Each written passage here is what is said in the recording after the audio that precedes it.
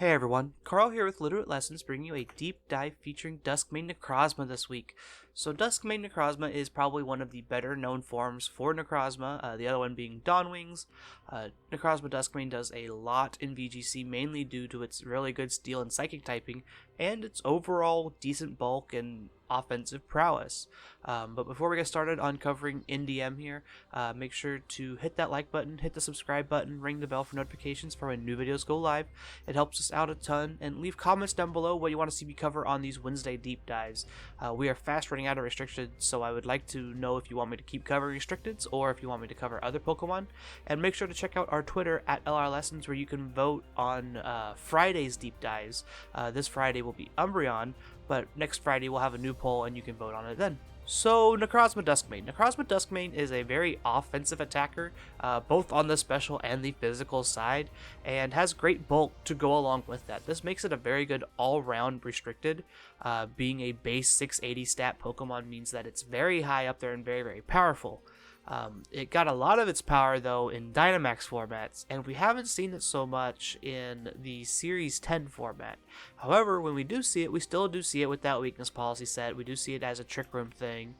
And even though it's not seen so much play in Series 10, I would expect Necrozma Duskmane to be a defining force in Series 11, mainly due to its very good bulk, its Prism armor ability, the fact that it can attack on both the special and the physical axis all at the same time with its signature Photon Geyser.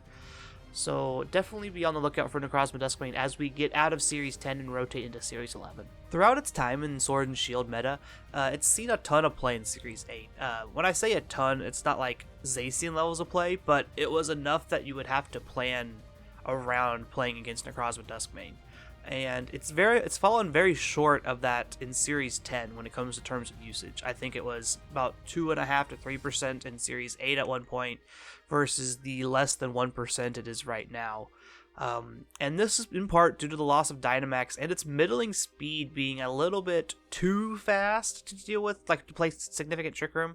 When you think about Trick Room mons, you think about like Stakataka and Calyrex Ice, Ferrothorn and things like that. And Necrozma Duskmane at base 77 just is a little too fast, even in this restricted format, to be a viable Trick Room mod, so there's just better options for it.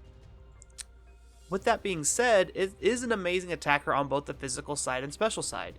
So definitely expect that impact to be felt in Series 11, being able to hit on both sides, use a weakness policy to its full extent on both ends.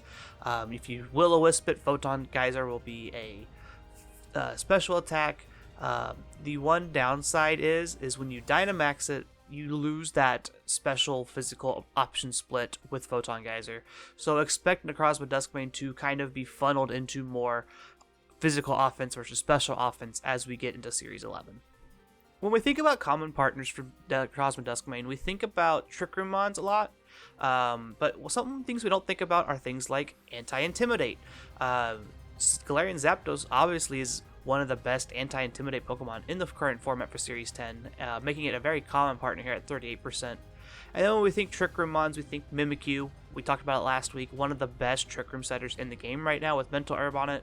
And then we think about Redirection in DD. Notably, you also get Expanding Force on Necrozma Duskmane, so you can do Expanding Force Psychic Terrain strategies if you really are interested in that. So there's just some really good synergies here with all three of these usage Pokemon. Another common pairing is using Steel and Water. This has been tried and true over and over and over again. Think like Gigantamax Blastoise and Registeel in Players Cup 4. Think about any kind of big bulky like Zacian Lapras, Lapdog that we saw in Series 8. And it's still kind of a thing here in for Necrozma Duskmane. We normally see Lapras with like Zacian and how we saw Blastoise with Registeel.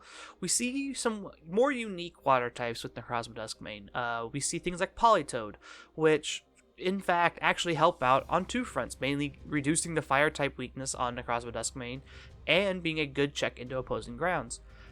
We also see Tapu Fini here. Tapu Fini is another one of these interesting water types, mainly due to the fact that Necrozma Duskmane is weak to status. We don't have any kind of good way to remove a burn or paralysis or anything like that. So having that Misty Terrain up from Tapu Fini is going to help us out a lot in the long run. Also, these are both just really good checks into a lot of the weaknesses that Necrozma Duskmane has. that being fire and ground.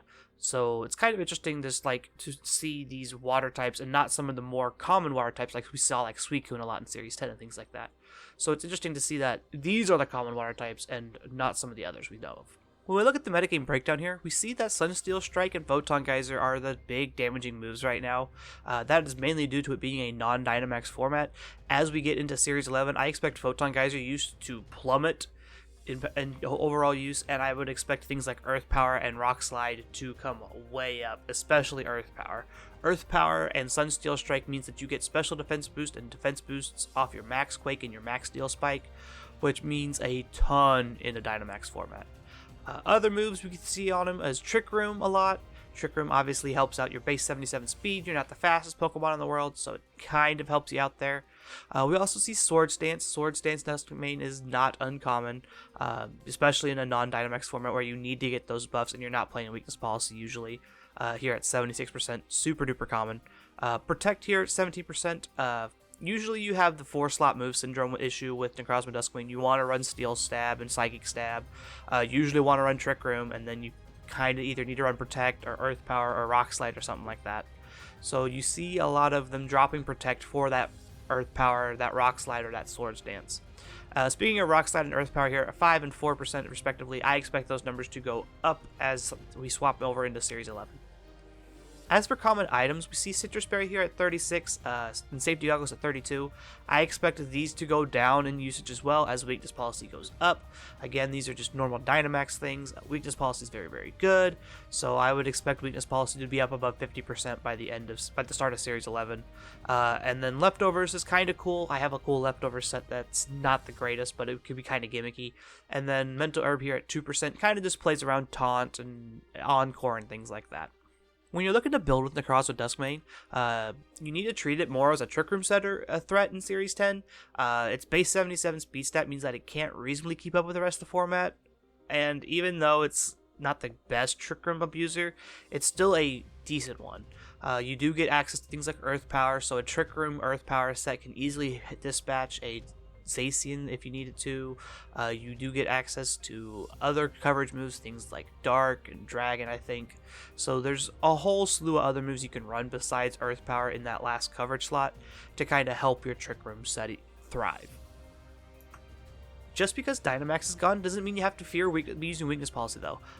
Utilize your bulk and that Prism Armor ability to your advantage. Being able to take only 3/4 HP off of super effective hits means that you get to live that super effective damage and then blow them up right back because there's no Max Quake or Max Flare coming at your face.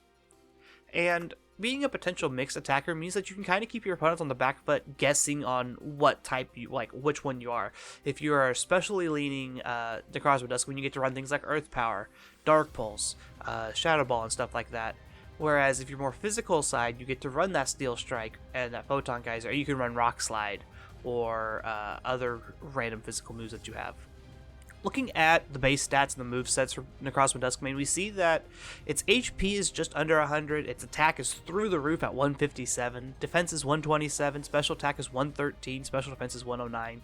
These are all just great stats. Everything above 100 here means that you just have great bulk and great offensive prowess. The 77 base speed, we've already addressed this a little bit. You're just a little bit faster than most of the good Trick Room mons like Calyrex Ice, but you're just a little bit slower than all of the normal like Tailwind mons that would use Tailwind to get above certain things. So you're in this weird awkward speed tier that makes it hard to use sometimes.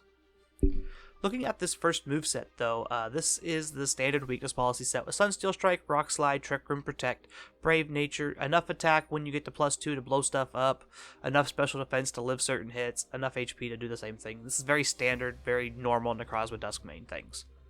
The next set here is a more specialty offensive set. We get to do things with Calm Mind and Protect. We're not really looking to do Trick Room stuff. Instead, we have speed investment so we can kind of outspeed certain things. Modest Nature, not as bulky as previous sets, but still have enough bulk to maybe survive a hit or two with our Prism Armor, use our Citrus Berry to go back above half, and deal some decent damage with this Flash Cannon Earth Power after a Calm Mind. And for this last set here, this is a little bit interesting. So you get access to things like Moonlight, Morning Sun, Cosmic Power, and stuff like that. So you can play this bulky stall set. You unfortunately aren't going to be dealing a ton of damage via Sunsteel Strike, but you do get to do cool stuff and kind of stall the game out and get the game into a position where you can eventually win. When you're looking to beat up an opposing Necrozma Duskmane, it suffers a lot against Intimidate spam and just overall stat drops, since you lose Solgaleo's Full Metal Body for your Prism Armor ability. However, this isn't all of a downside. It can be tough to take down only taking 3/4 damage from super effective hits. Looking to try and burst it down, it usually leads to failure, so try and hit it with neutral hits and whittle away at it without activating that potential weakness policy. And speaking of that weakness policy, you must respect weakness policy on this Pokemon at all times. If you activate it for them, you're going to put yourself at a disadvantage and put yourself really far behind. I can't tell you how many times I have seen people just activate my own weakness policy for me, and then I sweep through opponents. I remember a couple games when testing my Necrozma Duskmane sets out, throw the weakness policy that it just sweeps through teams if it gets set up right.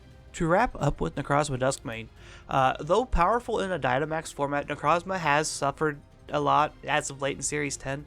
Again, below that 1% usage, very, very low in terms of restricted Pokemon. Definitely expect that to trend upward as we rotate into a Series 11 next week. Being one of the only decent mixed attackers in the game with Photon Geyser, Necrozma Duskmane can catch a lot of players off guard.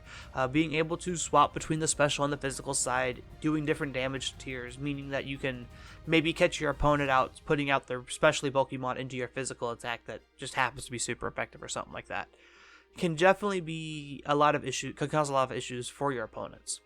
And never forget about that weakness policy. Weakness policy is a very powerful item in Sword and Shield format in general, especially with Dynamax.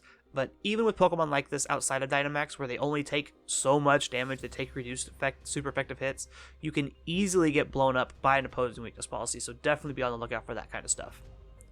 And with that being said, I want to thank everyone for hanging out and listening to me ramble about Necrozma Duskmane this week. Make sure to check us out on Twitter. Handles are there on screen. Check out the Discord link in the description down below. It's always open to everyone and anyone. We talk about football, sports, basketball, Pokemon, VGC, Unite, trading card game, all that kind of stuff. And remember to hit that subscribe button, leave a like, leave a comment, all that fun stuff. It helps us out a ton, helps the YouTube algorithm and all that great stuff. And with that being said, have a wonderful morning, afternoon, evening, wherever you're at in the world, and we'll see you all on Friday with Umbreon. Bye, everyone.